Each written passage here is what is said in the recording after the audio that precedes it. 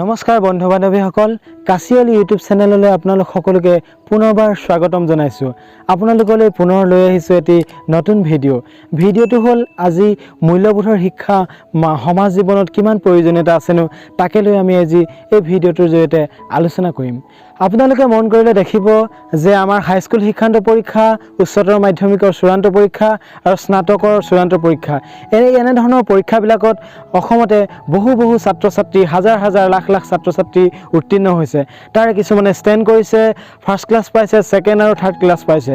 কিন্তু আপোনালোকে মন কৰিব সেই উচ্চ স্থান পোৱা ছাত্ৰ ছাত্ৰীসকলক আমি কিন্তু পিছৰ সময়ছোৱাত সমাজ জীৱনৰ ধৰ্মীয় যাজক হিচাপে বা ৰাজনৈতিক সুদক্ষ নেতা হিচাপে বা বিভিন্ন ধৰণে আমাৰ সামাজিক দক্ষ ব্যক্তি হিচাপে আমি কিন্তু পোৱা নাযায়।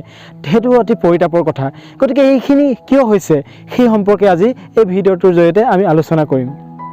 সমাজত দ্ৰুতগতিত উচ্চ শিক্ষিতৰ সংখ্যা বাঢ়িছে।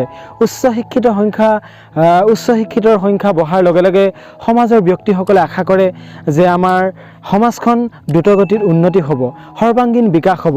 কিন্তু দেখা পোৱা গৈছে যিমানেই দ্ৰুতগতিত শিক্ষিতৰ সংখ্যা বাঢ়ি গৈছে, কিন্তু সমাজত দুৰ্নীতি, ভ্ৰষ্টাচাৰ, হত্যা, ধৰ্ষণ, লুণ্ঠনৰ সংখ্যা কিন্তু বাঢ়িছে।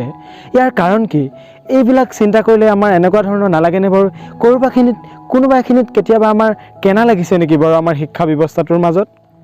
ছাত্ৰ ছাত্ৰীসকলে জীৱনত দুই প্ৰকাৰ পৰীক্ষাত উত্তীৰ্ণ হয়। এটা হ'ল শিক্ষানুষ্ঠানৰ পৰীক্ষা, আন এটা হ'ল মানুহৰ জীৱনৰ পৰীক্ষা।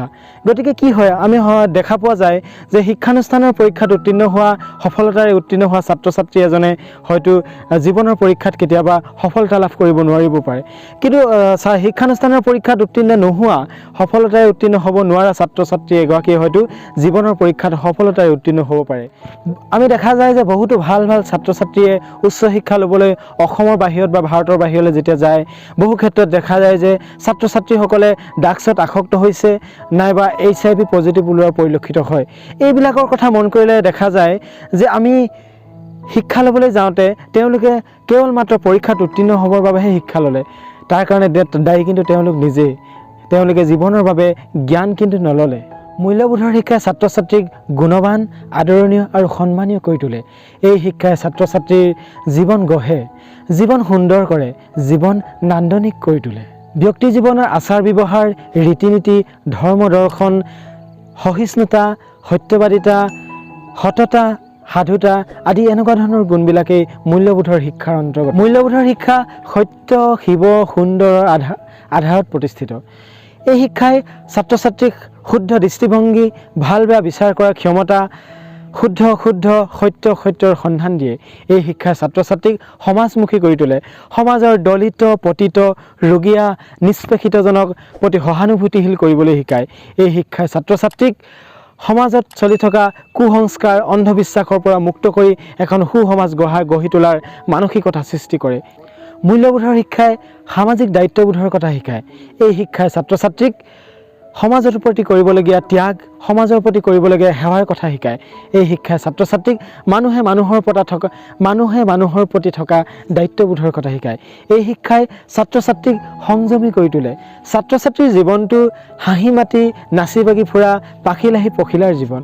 এই সময়ৰ চঞ্চলতাই ছাত্ৰ ছাত্ৰীক কেতিয়াবা বিপথে পৰিচালিত কৰে আৰু ছাত্ৰ ছাত্ৰীৰ সেই মনৰ চঞ্চলতা আঁতৰ কৰিবৰ কাৰণে সাৱধান কৰি দিয়ে মূল্যবোধৰ শিক্ষাই। চঞ্চল ভুৱা জীৱনৰ বিষয়ে সাৱধান কৰি ছাত্ৰ ছাত্ৰীক প্ৰকৃত জীৱনৰ প্ৰকৃত উপলব্ধি কৰি মানুহৰ জীৱনটো নান্দনিক কৰাৰ ক্ষেত্ৰত মূল্যবোধৰ শিক্ষাই অতি গুৰুত্বপূৰ্ণ ভূমিকা পালন কৰে। বিভিন্ন ধৰণৰ গ্ৰন্থ পঢ়া, ধৰ্মীয় আলোচনা বা বিভিন্ন ধৰণৰ অনুষ্ঠান প্ৰতিষ্ঠানত অংশগ্ৰহণ কৰা, ছাত্ৰ ছাত্ৰীয়ে শিক্ষানুষ্ঠানত আৰু নিজৰ ঘৰত পুৱা গধূলি কৰা প্ৰাৰ্থনাই আৰু গুৰুত্বলীয় ব্যক্তিক উৎসৱ পাৰ্বণত সেৱা সৎকাৰে মূল্যবোধৰ এই নৈতিক আৰু আধ্যাত্মিক মূল্যবোধৰ সৃষ্টি কৰাত সহায় কৰে। মূল্যবোধৰ শিক্ষা অবিহনে ছাত্ৰ ছাত্ৰীৰ জীৱন বিফল হ'ব, ছাত্ৰ ছাত্ৰীৰ জীৱন মূল্যহীন হৈ পৰিব।